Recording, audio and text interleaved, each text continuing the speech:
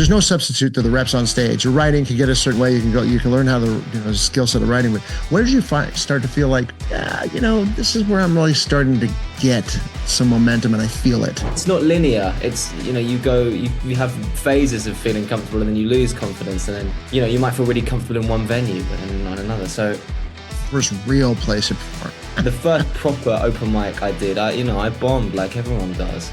Okay. The stuff that I thought was funny, I was just wrong. What is your writing process? There are some bits that I write word for word, and there are some bits that I work out on stage. A lot of the best stuff, it's a cliche, but a lot of the best stuff does just come to you in the moment. What's going on? It's topical clubs right now, and what's the atmosphere of, let's say, this year as opposed to a couple years ago? That's a really good question. I still do think that maybe it's different in Austin. The atmosphere in terms of what kind of things people talk about, identity is still very strong in British stand-up. People go, here's my ethnic background, here's my upbringing, here's what it means to me. But also mental health is huge in stand-up at the moment. People are talking about mental health so much. But yeah, mental health is like the big theme really in stand-up, it seems to me, and identity. All right, I'm here with Finlay Christie, and this is going to be an interesting one because what he does and how he does it is what he does on the street. You see other comedians kind of, on the street and do stuff, but he's also got a very genuine kind of style. He's younger, but he's found most comedians, I'll give you a little compliment and start off, it takes them a while to find their true voice. Seems like you found your voice at a younger age. So I'm excited to get into your origin story to find out how you got started. Where are you from? Where's the first place you performed? Let's get into it though. Tell us about your mom and dad. I always ask that question because that gives me an algorithm of were they funny? What about them? That's a good place to start. My mom she's a literary agent. So she edits people's grammar for a living. And she's lovely. I mean, she's an incredibly emotionally intelligent, kind person.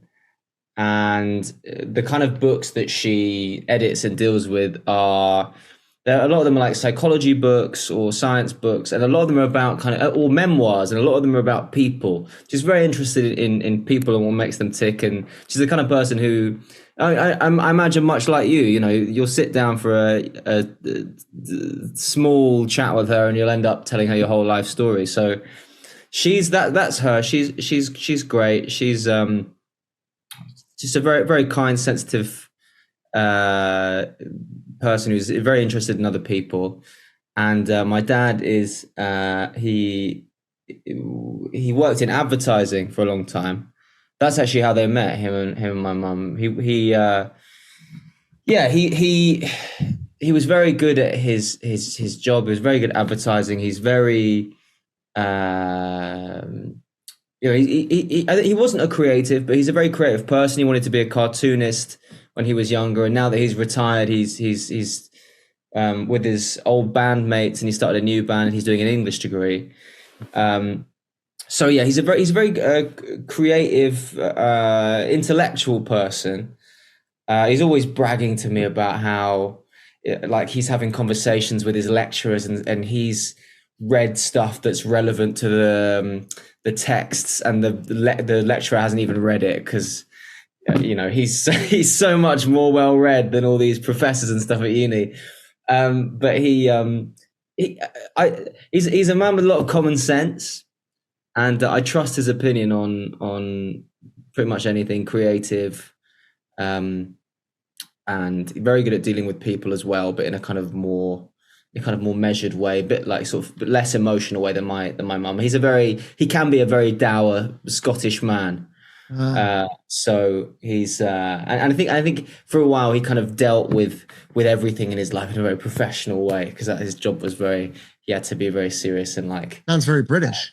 Corporate as well. Quite British. Yeah, he's from Aberdeen, which is the northernmost city in Scotland, and it's very cold and miserable, and everything's made of granite, which is this I mean, the idea of granite is it sparkles when it's sunny, but it's never sunny. So most of the year it just, it's a horrible grey stone that's quite drab.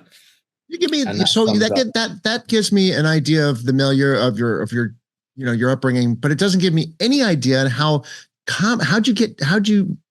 did comedy? What's the inciting incident, or was it just a slow kind of crawl into it? And my dad loved comedy, and went to a lot of comedy gigs when he first moved to London. He got me into comedy from a young age, and I used to listen to kind of cassette tapes of like Steve Martin and old sketch shows like Morecambe and Wise, and I got into it. I got into it that way, and just like watched those of like Steve Martin films when I was a kid, and I joined. I think my mum was kind of quite eager to work out what I was good at, so I joined all these different clubs. And the only one, like, I tried like kung fu and I tried football, I tried all this stuff, but the one that I really liked was there was like comedy workshops for children, so I joined those, and it was. I mean, I was quite good at creative writing at primary school, so I saw it as like a creative writing exercise.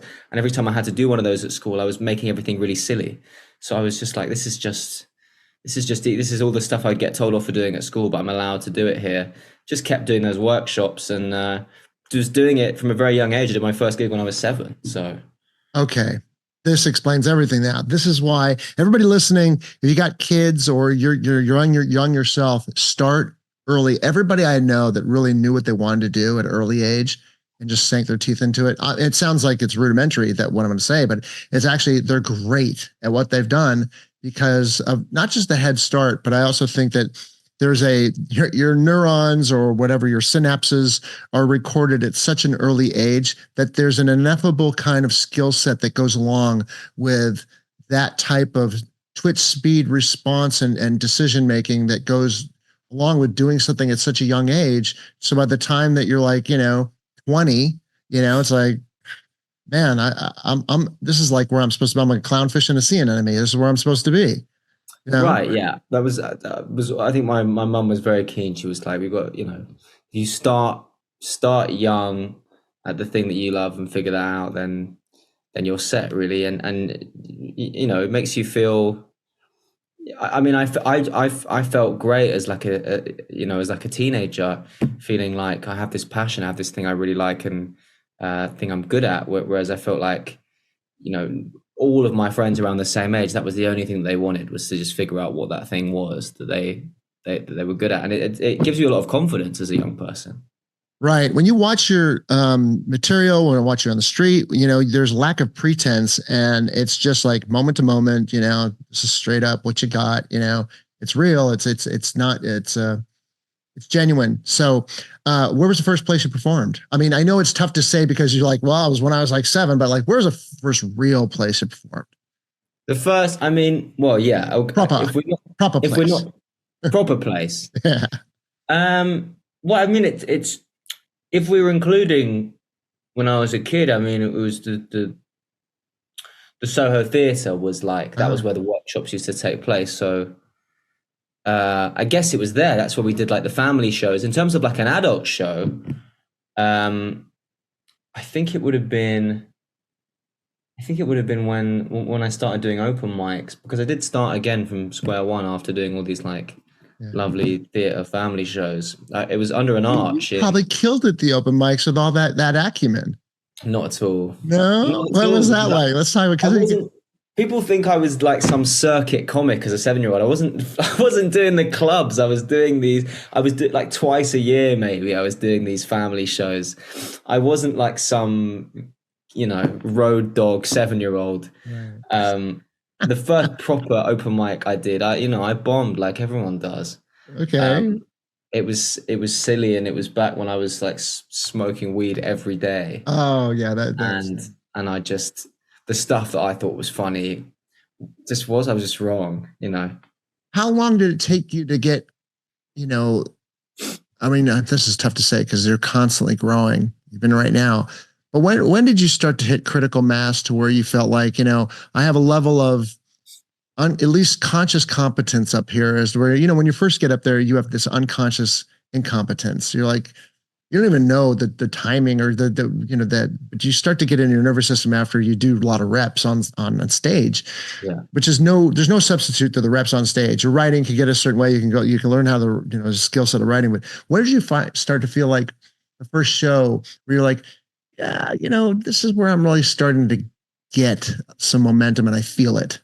Oh man, it's so hard. I still feel like I don't, I every time I think I'm fully comfortable on stage, and then I realize what it's really like to be even more comfortable than that. It's so hard to know when I sort of started feeling. Yeah, that is a tough question, Um, isn't it? Because it's a slow crawl, really. It's not like ta-da. yeah, yeah, and it's not linear. It's you have phases of feeling comfortable, and then you lose confidence, and then it's Right. tough. You might feel really comfortable in one venue, but then not another. So maybe when I first did the heat for a competition called So You Think You're Funny, it was I used to work behind the bar at this comedy club called The Backyard in Bethnal Green, and then they fired me. And on the day Why'd they fire you? they fired me because I was just sneaking off and watching the shows the whole time. I was never behind the bar. Okay. So and I think I was quite rude. I've fucked around. But I sneaked off to watch the shows is a much cooler story than probably the real reason I got fired, which is just I was useless. Right. But I went back on the last day of uni. I went to the or uni like maybe like second year. I went to the Backyard for my heat for this competition, and I tore it up in front of my old manager and all the people I used to work with that used to be like, oh yeah, you want to be a comedian? Sure you do. And I just killed it, and it was such a gratifying feeling.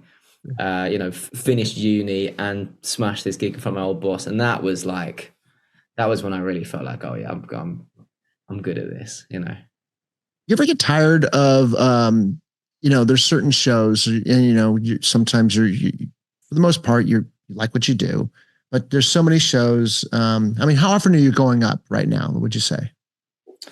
4 times a week probably. Okay. So there's got to be a show where you're like, I just don't want to go up tonight. You get that feeling. Yeah. How many? This is a unique question, I think, because I think it's practical. How many friends do you have at each show? Because I feel like if you have some friends, even if you don't want to do a show, but you guys like, well, so and so is going to be there. At least they'll be able to, it's a little better. Yeah. Do you have a lot of friends at each show? Yeah, if I'm gigging in London, then I'll usually know everyone, and then have at least one person there that I'm like. Does that make it easier for you? For sure, yeah. But then it's those aren't the gigs that I think, oh fuck. It's the gigs where I have to get on a train for 3 hours. Right. I don't drive, and getting to gigs is an absolute nightmare. Yeah, I any gig in London, I've never ever thought like, oh, can't be asked to gig in London tonight. But like, it's just the travel, and then I don't know anyone. And it's like when you see a gig lineup and you don't know anyone on it, it's like looking at a gig from like a parallel universe. You're like, who is Stephen Crumpleston? Like, it just doesn't make any sense. Yeah, that's when it feels kind of lonely and irritating. What's your favorite venue to perform at? Gotta be one or two that like are always sitting at the top. I know you don't want to hurt anybody's feelings, or but probably. Oh man, I mean, one that I do. If we're talking like a one-off, I did the Brighton Centre. Yeah, which is a 4,000 seater, and the big ones. You like that? Well, why not? Obviously the big ones. But then one that I do regularly, the Bill Murray, because it's 2 minutes from my house, and it's all young people, and it's such a nice room. Yeah. So that's like a smaller place. Like what does that hold? Like 70. And so that's like a great little gym that you like to go there, and you just get that great feeling. It's got low ceilings. Yeah Exactly. Yeah. And it's so close to my house. I just literally stumble out of my house with stuff written on a post-it note. It's great. You ever get excited? You write some new material and get excited, and you're like, fuck, I just want to go down there and just do this. Just Oh, for sure, yeah. And then you yeah. do it, and everyone stares at you blankly. Those are the great places. I mean, you like the big place. You know, those are the. It's like when you eat carbs, you want protein, and when you want protein, you want carbs. It's a small place, you want to do the big place. But can imagine like being so close to when you're in shape and you're going to write some good material and you can navigate out of you don't. It's nice and comfortable, and you can go by there and do a new set. And that sounds like that what that place is. That's Yeah. fun, and you got a Yeah. lot of friends down there too. Yeah, and it was always big lineups, and there's a little upstairs room where we all sit and oh yeah, I love a good green room vibe where everyone's just bouncing off each other. Right. I love that. It's terrible when you go up and everyone's on their phone and not chatting and oh, are you doing Edinburgh this year? That's like the sort of festival in Right. Yeah. That's when that. someone asks, "Oh, are you doing Edinburgh this year?" It's just that no one there really likes each other. You're just filling the time with these pointless Yeah. conversations. Have you been to this? Well, you have performed in the States. Have you been to LA? Have you done the circuit out there? I've never performed in the States. That's ridiculous because you're so good. Thank you. I'd love to do it. I've done Montreal, but I've never done I've never performed in the States. So you're going to, Yeah, I'm just putting that seed in your head. You're going to, you have to. There's a room up in the Comedy Store called the Belly Room. There's like 3 rooms up the Comedy Store, and there's in the Belly Room is a little room up there. I mean, Chappelle, everybody, they like to go up there and get that vibe before they go into maybe the middle size room or the big room.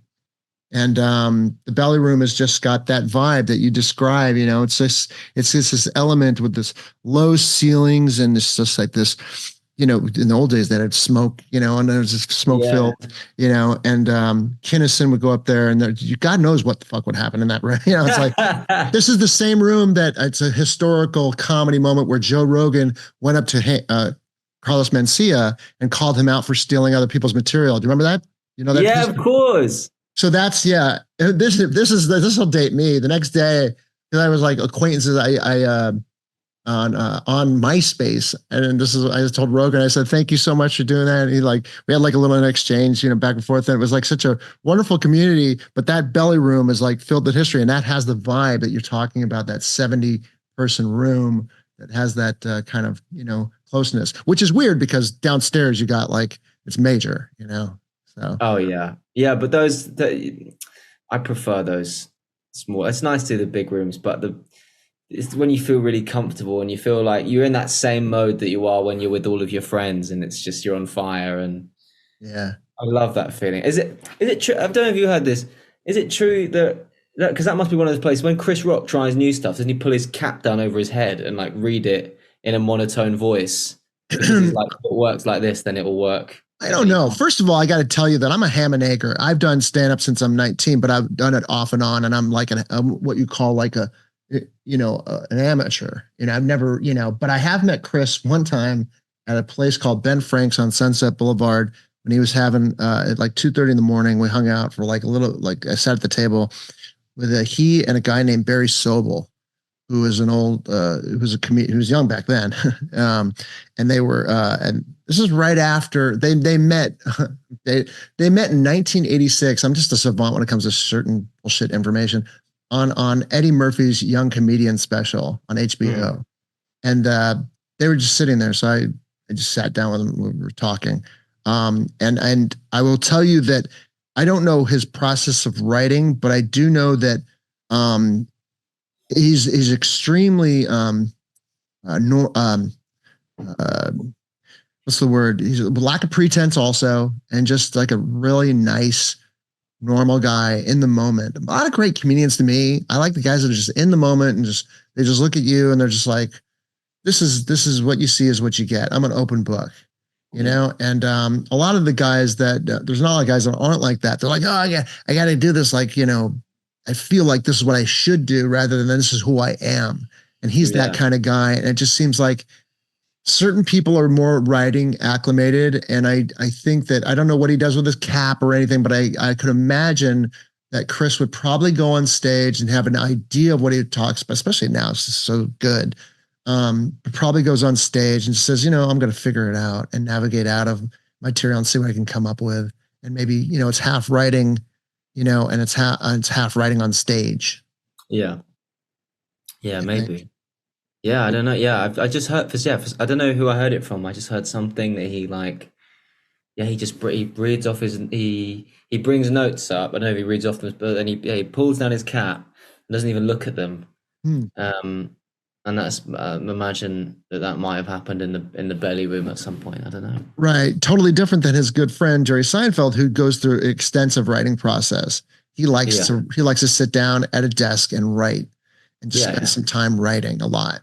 That's where I yeah. talk to comedians on the show out here all the time. And since I've been doing this podcast, it's just baffled me. I was like, what's your writing process? And then I'll ask you that too. And then they'll be like, really, I just like to go on stage. And I was like, I can't imagine that. I was like, that's so intense just to like, just to riff, and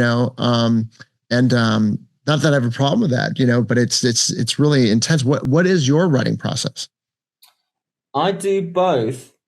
I do. There are some bits that I write word for word, and there are some bits that I work out on stage. But and a lot of the best stuff is a cliche, but a lot of the best stuff just comes to you in the moment. Mm. But I'm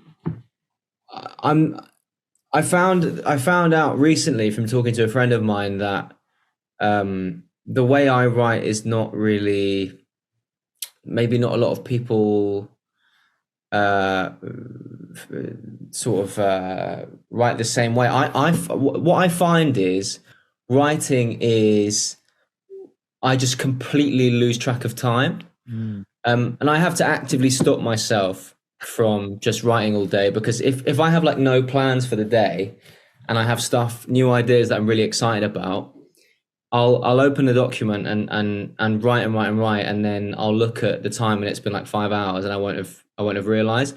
I love the process of honing and editing. And I'm not the kind of person who will write out like 6 pages and then look back and cut. I cut as I go. But then I'll literally I'll be writing for 8 hours, but then I'll look at the page and there'll be like 4 sentences because I've just been messing with wording and changing things around and repeating it to myself over and over. And I do a lot of like, Googling, or what phrases have this word in, and what, there's a lot of like research and stuff to write things really tight. And I'll do that for some bits, but then at the same time, there's bits where I've just gone up and been like, don't you think that being a pedo is quite a British thing to be? And then I'll just try and like figure it out on stage. If it's an idea that I'm trying to sell to someone, then I'll do the riff on stage. But if it's something where I know I need jokes, then I'll write it out and write it out rigorously in that kind of Seinfeld way. Yeah. What's going on right now? Like what's happening? Not with you, I'll ask you that, but what's going on? It's topical in the clubs right now, and what's not as far as material, like what's the atmosphere of let's say this year as opposed to a couple years ago. Like I'll give you an example. Everybody was so touchy maybe a couple years ago. Everybody's like, so we can say certain things. I think it's changing a little bit. I think people are like, okay, fine, let's not go to a comedy club and be douchebag. But is there anything that's recent that you talked about your friends in where you were performing at and saying this seems to be what's going on in the past year and a half? That's a really good question. I still do think that maybe it's different in Austin, but I think that if you came over here and you would find that maybe not, maybe people would react differently because you're American and people would let you get away with being a bit more outrageous. But I think most of the time people are still quite sensitive over here, and people will get triggered by certain words and stuff. You definitely couldn't use anything that was kind of remotely un-PC. But the atmosphere in terms of what kind of things people talk about,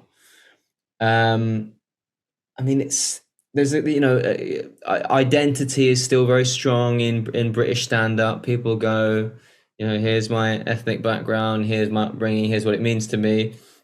But also mental health is huge in stand-up at the moment.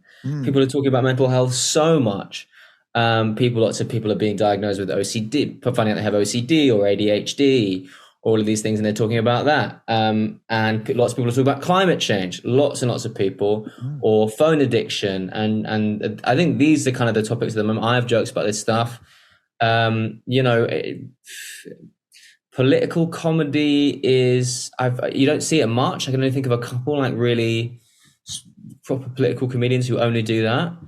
But yeah, mental health is like the big theme really in stand-up, it seems to me. And identity.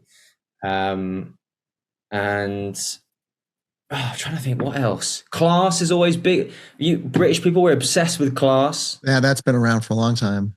That and also British crowds, you don't come over there with your American sass unless you are Chris Rock, or something like that. Because we don't get too big for your britches. Oh, you know that thing.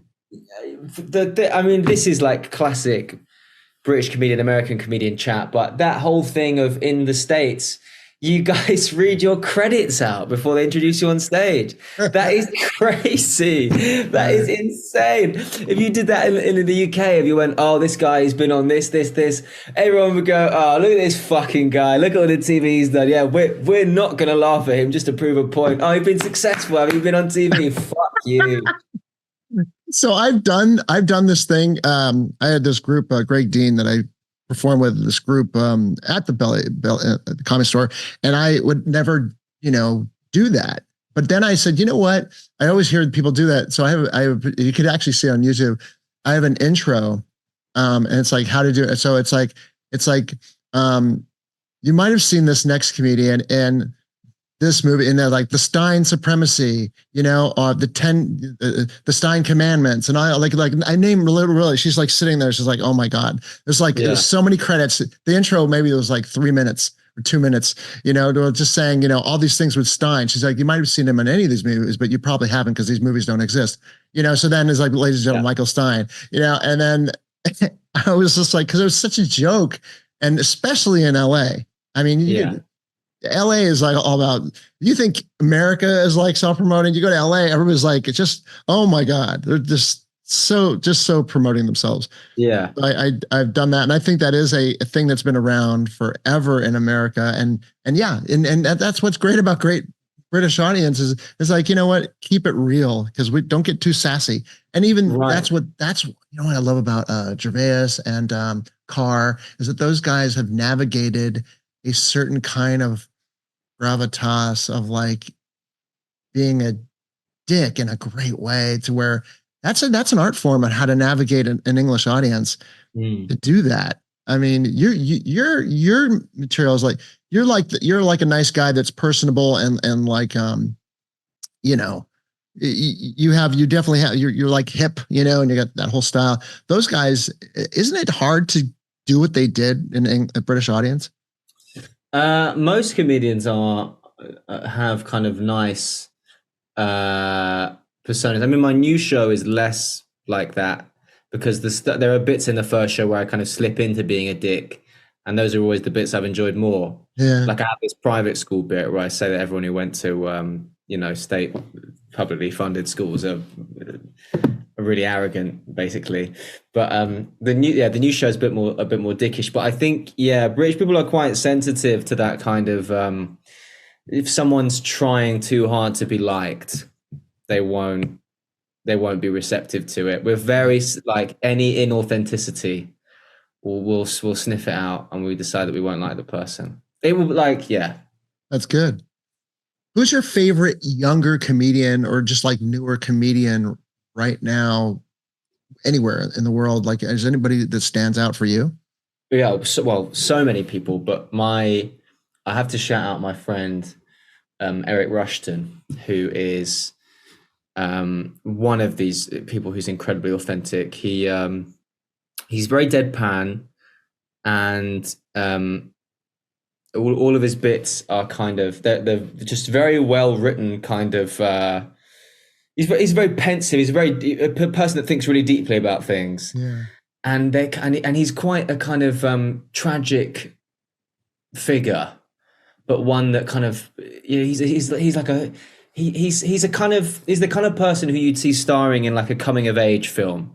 He's a bit dorky, but he's a hopeless romantic. But he's a bit lonely, but he just desperately wants to connect with other people. But they just don't understand him because he just thinks too deeply and he's too sensitive and vulnerable for the world. And he's so vulnerable on stage. He really just opens his heart to people, and like he deals with hecklers in a way that I've seen no one else, where they'll shout out and then he'll be like, and then he'll psychoanalyze them and try and be like, the reason that you're shouting out is because of all the, and he'll connect with them on a human level to the point where they just feel terrible because they're like, oh, why did I do, why did I do that? That's fantastic. He has this bit about holidays where he goes every holiday is like, he talks about holidays being an escape, and every holiday is like a mini lifetime. And then he talks about going to a holiday and you see people leaving the hotel and you think, oh, that'll never be me, And then it gets to the middle of the holiday and you start having a mid-holiday crisis. You start doing crazy things, booking jet skiing, rock climbing, And then by the time it gets to the end of the holiday, you see new people. You're suspicious of new people at the resort. You're a little bit racist, And then you see people coming. You see people come into the hotel, and you wish you could tell them how quickly it goes, but you know that they won't listen because you didn't listen. And it's just this beautiful routine. That's great. That is great. So he's so philosophical. He's just fantastic. Well, and it sounds like you're a good friend too. Really like him. Sounds like you got a great group over there. The reason why I do this show and I do podcasting in general is because there's a great movie called The Broadway Danny Rose with Woody Allen, and there's a bunch of comedians sitting at Carnegie Deli, which is an old deli in New York, and it's like the place is closed down. They're like just sitting there late at night, and they're talking about this guy Danny Rose, and it seems like that's the relationship you have with Rushton. Like he's one of those people that you'd like to be, at a pub or whatever, deli late at night and have just conversations, because he sounds like that kind of person. He's great. He's, he doesn't do small talk. If as another person like my mum, if you chat to him, you'll end up, it'll get deep quickly, but he's a great friend and he's a great comedian. I know you want to come to America, but what's the long-term play and how are you going to, so I'm a personal development guy also, so forgive me if I say, what's the long-term play and how are you going to execute it to get there? It's a good question. I try not to set too many goals because I'll feel like I'll be upset if I don't achieve them. I just do, I feel like I have to kind of spread myself quite thin at the start of my career because I don't know which avenue in comedy is going to be the one that I really take to. I don't know if it's going to be stand-up. I don't know if it's YouTube is going to be the thing that I end up doing long term. I'm writing scripts, I'm doing all these things because you have to, because it's so hard to make it in comedy. So at the moment, I'm just trying to be as good as possible at everything. And then in a few years, hopefully I'll feel a bit more grounded and I'll have found my little place and my little niche and what I'm good at. But at the moment, I'm just proving myself to people. Yeah. And then and to myself as well. I'm still in the kind of building my CV stage of. You're a baby. It's just absolutely. I've been doing comedy for like almost 18 years, but I'm a baby, and it's I still feel like I'm finding my voice. And you ever listen to Gary Vaynerchuk? No, who's that? He's a guy out in America. He's not a comedian. He's like a social media, expert guy. He's very popular, like millions of followers. And he talks about how like Ray Kroc, who started McDonald's, started in his 50s, and he's like, this is a long-term play, and it's like, you're really, even though stand-up comedy is a young person's, game to where you want to be able to do it when you're young, but you have so much more weather, airstrip, on that airport strip that to go. And it's always important to remember that, because I'm an older dude, so I could just tell you, it's like long-term play. They say a lot of people don't, as far as at least in business, you don't hit your stride until your 50s, because You like movies, right? There's a movie called, I always quote this, in the movie The Natural, with Glenn Close and Robert Redford. He plays a baseball player. Highly suggest if you haven't seen it. And she says to him in the movie, I believe we have two lives, one we learn with and the one we live with after that. So you're right now, you're learning so much. And then you're gonna hit a point. It's not gonna be like, oh, now I hit that point, but you're gonna be like, you're gonna hit a point where like, now I get to execute everything that I've learned and really live with this. Absolutely, yeah, You've been doing absolutely, it, yeah. your skill set for so long. I do want to be able to before I forget, talk to you about what you do on the street Oh yeah. and tell everybody a little bit about what you do and also what's been some of the weird things that have happened because it's such a volatile thing. What's the weird things that have happened as you've been doing that? Oh yeah. Well, um, I made short form kind of sketches for a while on YouTube and TikTok, and then me and my friend Mamoon decided that we wanted to do a YouTube series, and we for ages we couldn't figure out what that was going to be. And then eventually we decided that, Mamoon's black, I'm white. Why don't we look quite strange together? I'm quite uh, like posh looking, Right. and I've got like blonde hair and blue eyes, and he's got dreads. So we couldn't look more different. Right. And he was like, "Why? People always think we're a kind of a weird. People are always surprised when we're friends. Why don't we capitalize on that?" So we did this series called "Asking Black and White People the Same Questions." Based, it could have came from conversations that we would have all the time. We're from very different backgrounds, and we'd have conversations where he'd be like, "Oh, but don't you think such and such about But when you go to a party, don't you think that there should be food at the party?" And I'd be like, "No, the parties are about getting smashed. Why would I care if there's food? I've eaten before. I'm not going to the party to eat."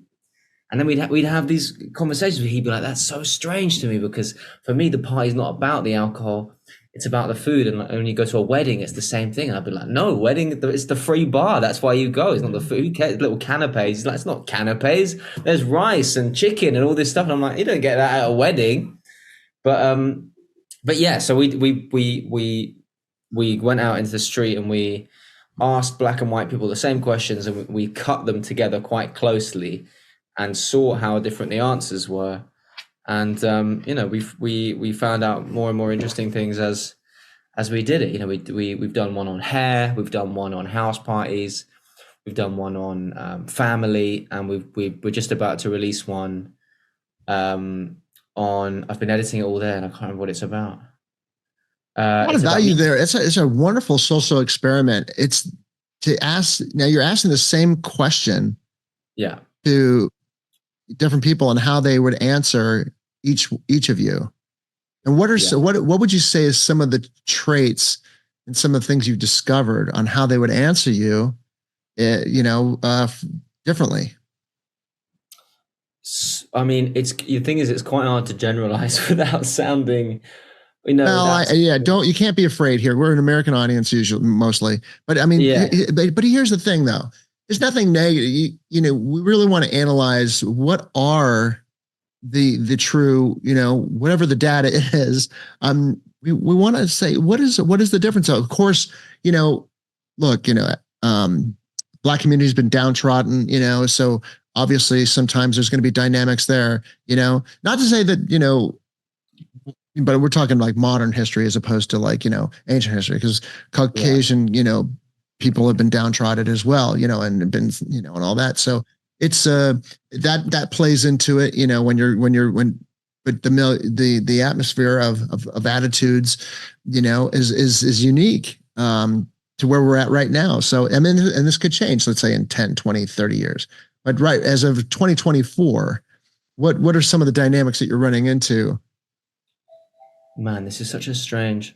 It's a tough question because I'm asking you to say how are they how are they answering you?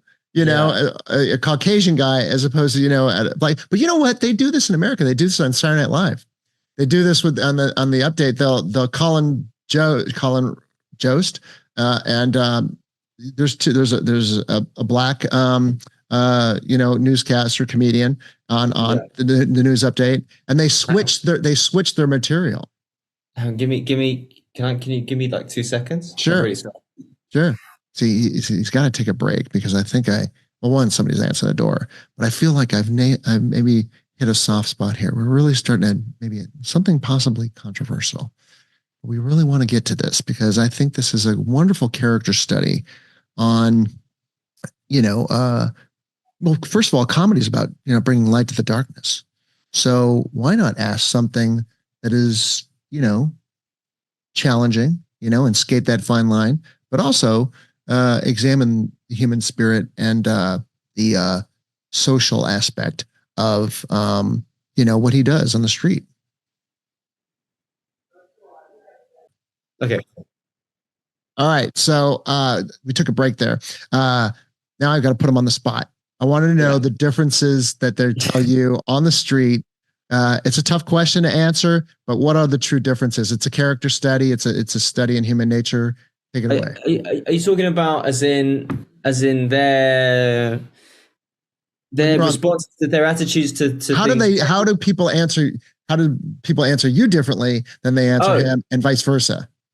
Oh, not that different. I actually don't find I find that the answers don't change depending on whether it's me or Mamoon asking, honestly. We don't tell them beforehand.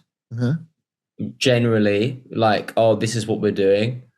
We just say we're asking people about music or house parties or food. So people aren't changing their answers based on whether they think it's, what they think it's for. They're not trying to sound more black or white. Right. I haven't really noticed the difference there. Yeah. Then why do it? Oh, as in I've noticed the answers being differently. So how are the answers different?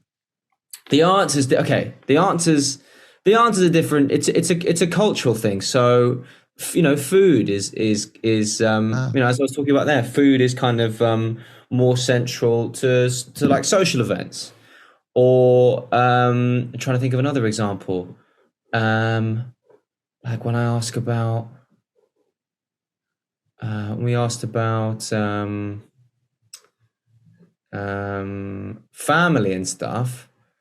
People like if your family are from a country where the tap water, but you can't drink the tap water, then you're less likely to drink tap water. It's stuff that gets passed down. Asian people and black people wash rice because they keep rice in big sacks. Yeah. So in African countries, they'll have rice in a big sack. Yeah. And so they're worried about in the place that you might store it, there might be like parasites or stuff that get into the rice. So you wash the rice to get that all out. So it's just cultural stuff that's passed down from whichever country, be it an African country or a Caribbean country that they're from. Right. But then it kind of loses the original reason for why they did it, because the rice thing, you don't need to wash. I mean, I'll get lambasted for this, but you don't need to wash rice because it doesn't. I wash rice. I didn't know that you didn't need to wash it. Well, I watched some video on it. I can't remember the guy's name. There's some cooking YouTuber who did some whole video basically saying, like, I know I'm going to make a lot of people mad, but you don't actually need to wash rice. And he talked to professors and stuff, and they basically concluded that it was just a cultural thing. Yeah. To get deep on this, though, I think that, you being a comedian and you also doing this stuff on the street. And I always say, I think comedians, writers, people anybody that, is analyzing, even podcasting, analyzing, and being directly interactive with people on a rapid clip, is going to raise your consciousness level. And I think all these things that you're doing, especially, I think you're going to find out that there's a unique, wonderful algorithm to human nature that people that will react differently to people that look differently, and it's just, you can get, and there's variations of people that you can get out there. And I think it's just wonderful to analyze that. I think, certain people want to go to space. I want to examine the human spirit, and why people do what they do. And I think that's just a fun journey. And the more you do it, I think you're going to get into all kinds of little nuances that are going to start to add up. And it's a wonderful journey that you're doing. Well, absolutely. I think you can't, you can't pretend, in like a multicultural society, you can't just go, oh, it's fine because we're all British, so we all have these British values, because we don't. We all have different, we all come from such different backgrounds and value systems. To just ignore them is ridiculous. You have to understand them in order to be able to get on with each other, to live harmoniously. I mean, yeah, right. Exactly. So, in the pregame, I was talking to Finlay about saying, Chris Rock, because I said, I want to talk about some serious stuff, and Chris Rock likes to say that, he loves when people get serious about comedy. We got pretty serious about comedy today, but I just wanted to be able to share that, because what you do is quite unique, very hilarious. You got to go check them out. Share everybody where they can find out more about you. Just follow my Instagram, or just go to my YouTube channel. Everything's on there, really. Right. Just my video, my short form and my long form, the asking black and white people questions, the sketches, the stand up. It's all on there. And if I ever do shows in America, they'll be on my link tree. Yeah, he will be doing shows in America. He's so good, guys. You got to check him out. I'd love to. Finlay Christie, ladies and gentlemen, you got to check him out. Thanks for joining us. Gear up for your next adventure and head over to bolotour.com to check out the amazing Bolo Pack and their other innovative outdoor gear. Catch you next time.